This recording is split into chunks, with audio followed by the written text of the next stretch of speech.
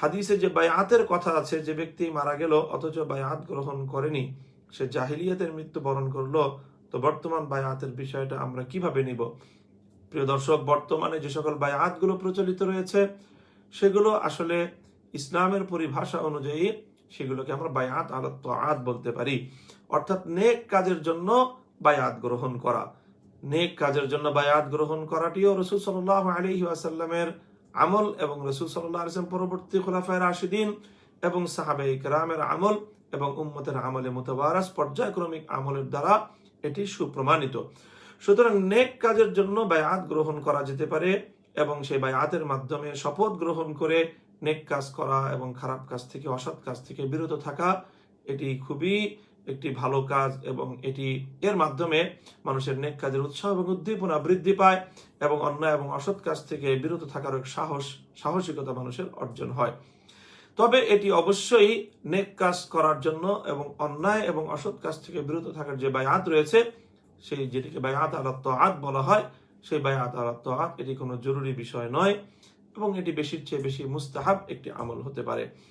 আর হাদিসে পাকের মধ্যে যে বায়াতের কথা বলা হয়েছে এবং যে বায়াতের অবর্তমানে এবং যে বায়াত ছাড়া মৃত্যুবরণ করলে সেটিকে জাহিলিয়াতের মৃত্যু বলে সাব্যস্ত করা হয়েছে, সেটি হলো বায়াত আলাল খিলাফা, বায়াত আলাল ইমারা। অর্থাৎ সময়ের মুসলমানরা একজনকে খলিফা নির্বাচন করে, মুসলমানদের পক্ষ থেকে একজনকে তাদের ইমাম নির্বাচন করে সেই ইমামের কাছে বায়াত গ্রহণ করা, সেটি হলো জরুরি এবং সেটি হলো ফরজ।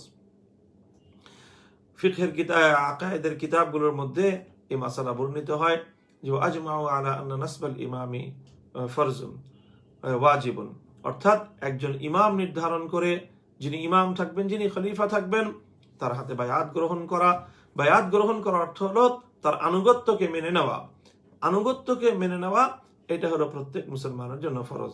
যখন একজন বৈধ খলিফা থাকবেন, মুসলমানদের মধ্যে যখন একজন বৈধ ইমাম থাকবেন, তো সেই ইমাম এবং সেই খলিফার আনুগত্য করা এবং তাকে মেনে নেওয়া, এটি হলো মুসলমানের জন্য অপরিহার্য কর্তব্য।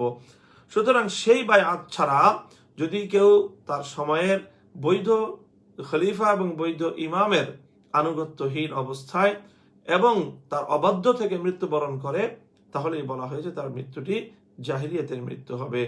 সুতরাং এটি আমাদেরকে বুঝতে হবে যে এই বায়াত যে কোনো বায়াত নয়।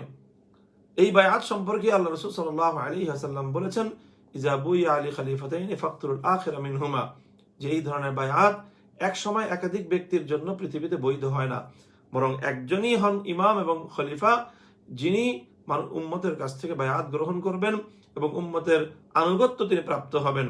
এই ধরনের একজন খলিফা বিদ্যমান থাকা অবস্থায় দ্বিতীয় কোনো ব্যক্তি যদি মানুষের কাছ থেকে নিজের আনুগত্যের এরকম বায়াত গ্রহণ করতে থাকে, তাহলে আল্লাহ রাসূল সাল্লাল্লাহু আলাইহি ওয়াসাল্লাম তার মৃত্যুদণ্ড ঘোষণা করেছেন। সুতরাং সেটি সেই বায়াত। এখানে যে জাহিলিয়াতের মৃত্যু বলতে যে মৃত্যুকে বোঝানো হয়েছে যে বায়াতের অনুপস্থিতিতে, সেটি অবশ্যই বায়াত আলাত তাআত নয়, বরং সেটি বায়াত আলাল ইমারা, সেটি বায়াত আলাল খিলাফা।